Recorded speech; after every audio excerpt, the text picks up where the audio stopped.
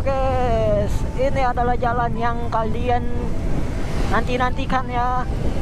Kita sudah berada di Pantures, anjay.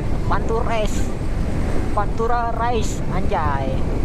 Race itu balap ya, ini jalur Pantura balap ya. Karena jalannya itu kayak trek balap gitu loh. Ini lurusan doang ini, cu. Lihat tuh. Wow. Kereta. Om, telolet, om. Kereta minta telolet ya. Net tuh. Gitu doang bisanya, cu. Jadi ini adalah Pantures nih, cuy. Dan jalur Pantures ini cukup panjang ya. Cukup panjang juga jalur Pantures ini dari mana ke mana ini, gua nggak tahu ya. Dan sedikit for your information, anjay. Gue jago juga bahasa Inggris gua, gila men. Jadi Pantura ini itu dibangun oleh pemerintahan Belanda. Jadi jalur Pantura ini dibangun oleh pemerintahan Belanda untuk memudahkan akses pengumpulan hasil bumi dari bumi Nusantara kepada VOC di Belanda. Akhirnya dibuatlah jalur Pantures. Nah, siapa yang membuat jalur Pantures ini? Itu adalah rakyat pribumi. Rakyat pribumi untuk membuat jalur Pantures. Pantura ya, jalur Pantura ya, bukan jalur Pantures ya. Jalur Pantura agar memudahkan pengumpulan hasil bumi yang dikumpulkan dari hasil tanam paksa yang dilakukan oleh pemerintahan Belanda ya waktu dulu. Nah, terus ini dibangun sama siapa?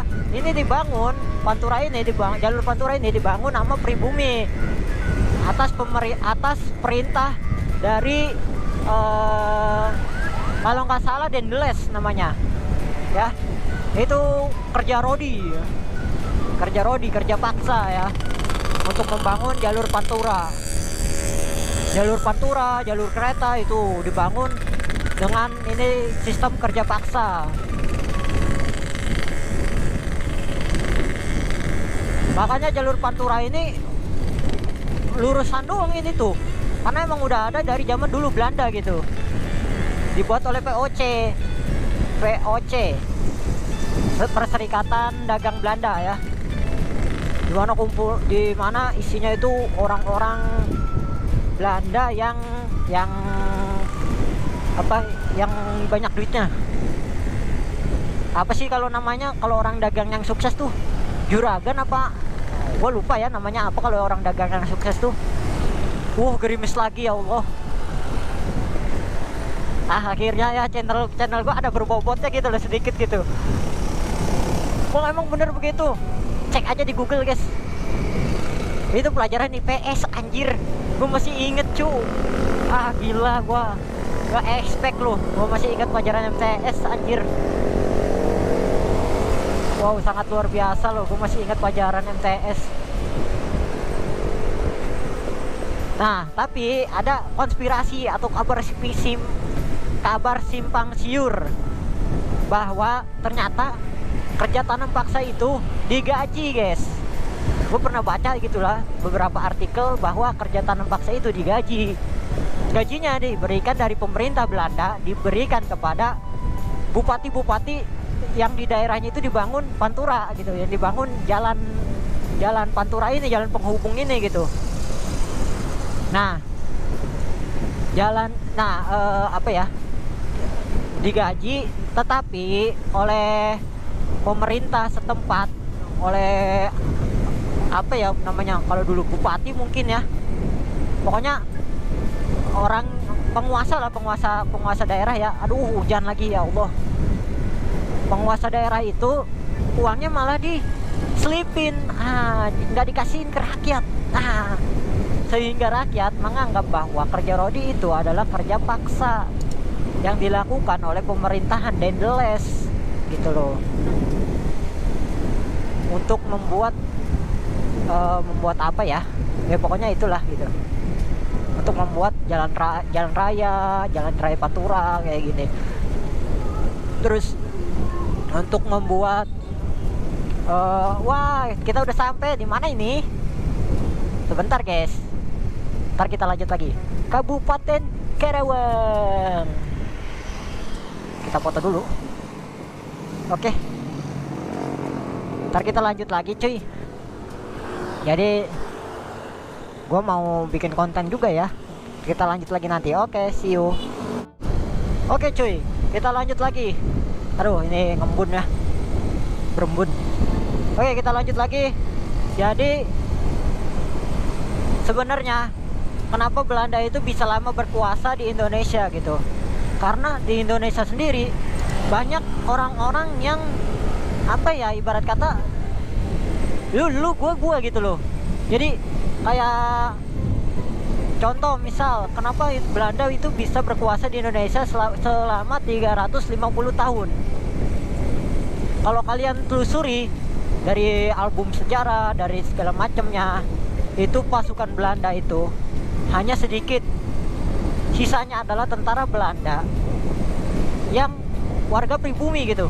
Misalnya orang asli Belandanya cuma satu, tapi itu pasukan Belanda, apa ya namanya, pasukan Belanda yang dari pribumi itu yang banyak. Kalau di sini sebutnya apa ya, londo ireng apa gitu.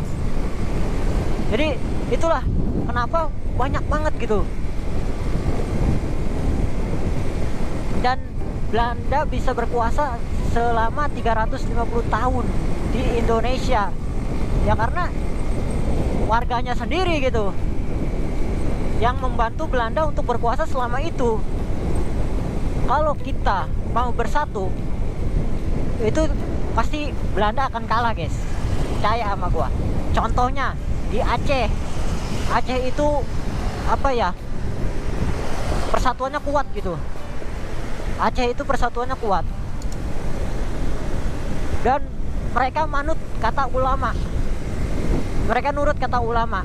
Ketika kata ulama maju, jihad, ketika kata ulama, pokoknya mereka nurut gitu, patuh sama perintah ulama gitu. Dan mereka sangat menghormati ulama-ulama yang ada di lingkungan mereka gitu. Bahkan pemerintahan dengan ulama itu masih kuatan ulama pada zaman Aceh gitu, kerajaan Aceh. Makanya kerajaan Aceh adalah kerajaan yang paling sulit ditaklukkan oleh Belanda, karena persatuan itu guys. Itu salah satu contoh nyata yang terjadi gitu loh pada masa lalu gitu. Mungkin itu sedikit sejarah ya. Anjay, kali ini channel gue berbobot banget, gila. Ya, jadi gue jarang banget ya punya wih, copot bannya.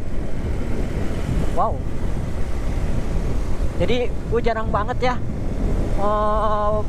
punya pembahasan yang sangat-sangat berbobot. Gila. Kapan lagi cuy gue membahas hal-hal yang sangat berbobot gitu? Kapan lagi gitu? Oke cuy, jadi kali ini gue masih di Pantures dan gue manteng di kecepatan 70 ya.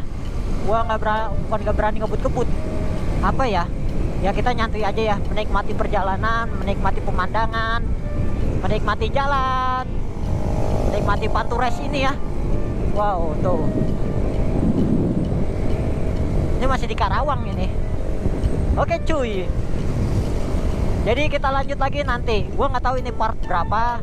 Gua nggak tahu ini bakal jadi part-partan atau enggak ya. Kayaknya sih part-partan, soalnya panjang cuy. Lumayan. Jadi ya udah. Cukup sekian. Nggak cukup sekian. Wow, pada kebut-kebut ya. Nggak cukup sekian, maksudnya nanti gue lanjut lagi. Itu maksud gue ya. Oke cuy, nanti gue lanjut lagi.